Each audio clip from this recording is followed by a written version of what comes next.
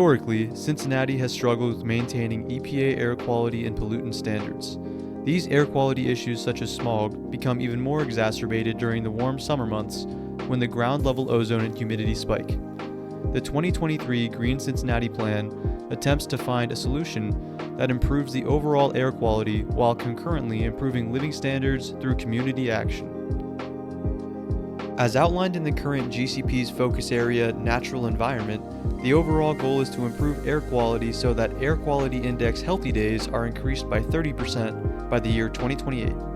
The strategy for accomplishing this goal within the timeline is to increase air quality studies as well as education and reduce pollution from air emissions. This video will focus on the priority action of providing recommendations on strengthening air emission regulations. The Air Quality Index is the metric used for reporting daily air quality on a scale of 0 to 500. Scores for the AQI are color-coded, with green being the most satisfactory range. The GCP attributed a green score, with healthy days meaning the lowest concern for air pollutants impacting human health, and any color other than green was labeled as unhealthy by the GCP. Major air pollutants monitored by the EPA for the AQI are ground-level ozone, particulate matter, carbon monoxide, sulfur dioxide, and nitrogen dioxide. Ambient air quality is among the most important major health threats to humans globally. The World Health Organization attributes 4.2 million premature deaths per year to air pollution. Commercial and passenger vehicles are a major contributor to all 5 of the AQI-reported air pollutants. Though no current actionable plan exists to achieve this goal, we can look into how other cities have mitigated similar air quality concerns.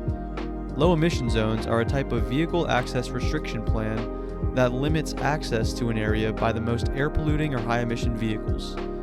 Our specific research questions are: can implementing low emission zones reduce vehicle emission pollutants in Cincinnati to improve ambient air quality? If so, how could the low emission zones improve the overall living standards within Cincinnati communities? Low emission zones are widely used schemes to reduce vehicle emissions, greenhouse gas emissions, air pollution, and congestion within many cities. Low emission zones are designated areas within a city that utilize restriction policies to reduce access for high emission vehicles in an effort to decrease air pollution and increase living standards for citizens. If vehicles do not meet minimum standards for emissions, they are restricted from entering and fined if they do enter. These restrictions can be applied to any vehicle depending on the standards of the city in which the zone is implemented. The most commonly restricted vehicles are diesel vehicles due to their large contribution to air pollutants. As of 2022, there were 320 low or zero emission zones in Europe, with this trend continuing with the expansion of a reported 507 low emission zones by the end of 2025. One example of low emission zones successfully improving air quality standards is within the city that invented the scheme, London, England. For years, London had been consistently ranked as one of the worst cities in the EU for air quality. In February 2008, London began to phase in the introduction of the first low emission zone in the heavily congested downtown area. An analysis of the effect the implementation of a low emission zone had on air pollutants found a significant decrease in all major pollutants that contribute to negative health effects on humans. The most significant drop was in particulate matter, which decreased by an average of 14.13% within only 2 years of the policy implementation.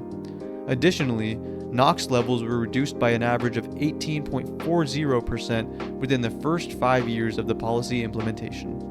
The years after the implementation of the low emission zones had a decrease in long-term health effects by 4.5%, as well as a reduction of respiratory complications such as asthma or bronchitis by 8%. Hospitalizations of these respiratory problems decreased by 12 admissions per 10,000 patients and 2.88 per 10,000 patients for acute respiratory illness. Further research on how Cincinnati can implement a plan similar to these zones could improve air quality while reducing other car-related issues such as noise and light pollution. This work's outcome could improve Cincinnati citizens' quality of life and foster sustainable community actions to build a happier and healthier city.